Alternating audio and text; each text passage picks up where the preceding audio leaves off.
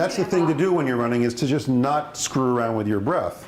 Yeah. To let the activity call forth the pattern that's required to provide the energy you need to do that activity. And I made that mistake when I first tried running. It was 1981. I was in Los Angeles. I had been sent there to run the Shivananda Yoga Center, which was on Sunset Strip. So Sunset Strip in the early 80s. It was a blast. This is 1983. This is 2 years later. But I befriended this person here, Linda Huey, who eventually became my girlfriend. That was after I stopped being a Swami. And she was a runner. She was actually a sprinter. She was a national class sprinter who had competed and actually trained at San Jose State in the late 60s. Now, at San Jose State in the late 60s, there was not really much of a women's track team, but there was a hell of a men's track team.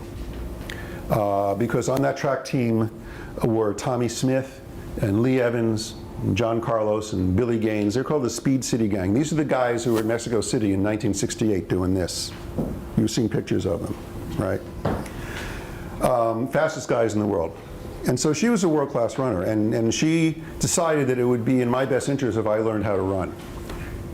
Because I was doing all my yoga and stuff, but it's kind of a sedentary job, and I wasn't getting a lot of exercise. And so I figured, hey, I got this down, I teach breathing, I know how to breathe, I do yoga, I'm flexible, I'm strong, and this is a great opportunity to do like a meditation in motion, right? And so we went out running one day, and I'm going, okay, this is how it's going to go. I know how to breathe because I know how to use my diaphragm. I'm making my belly move, and I said, oh, I can do like inhale for 3 steps, exhale for 3 steps, and I'm doing this whole like moving meditation, and I'm getting all yogic about the whole thing, and after one block, I'm like,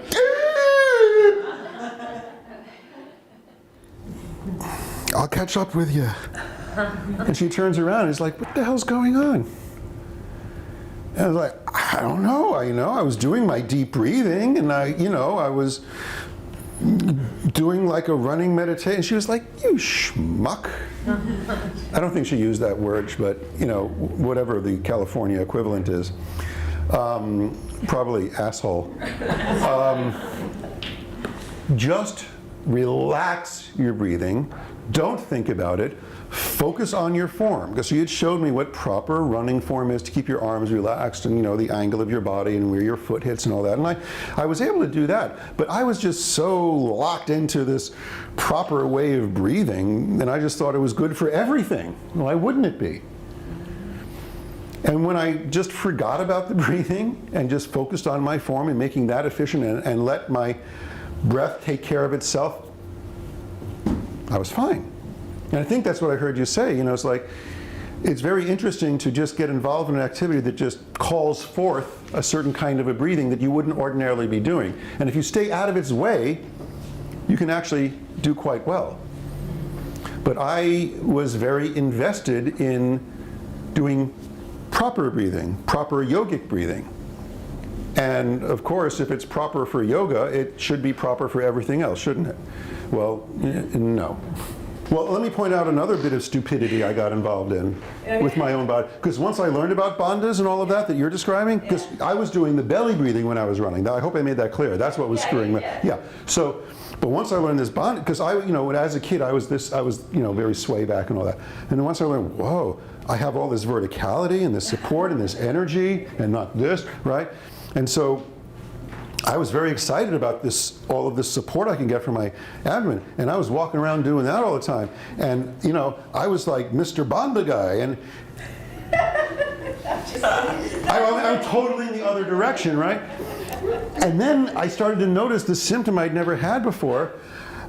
I was getting acid reflux. And I was like, what the hell? I'm too young to have a heartburn and all this stuff. And I just realized, like, schmuck, I use that language, schmuck, asshole. When's the last time you took a belly breath? I had gone totally in the other, I was supporting so much here, I was just driving the acid from my stomach into my esophagus because I was all like, ah. Or something like, So, you know, sometimes you learn the hard way. That's that's the point of the story. Sometimes you have to overdo things Like to realize that it wasn't like The Exorcist. sorry. Anyway, that's just, you know, when I speak about, you know, breathing needing to be flexible and adaptable, you know, I'm speaking from personal experience. I learned the hard way not to do that to myself. So sometimes that's how you learn.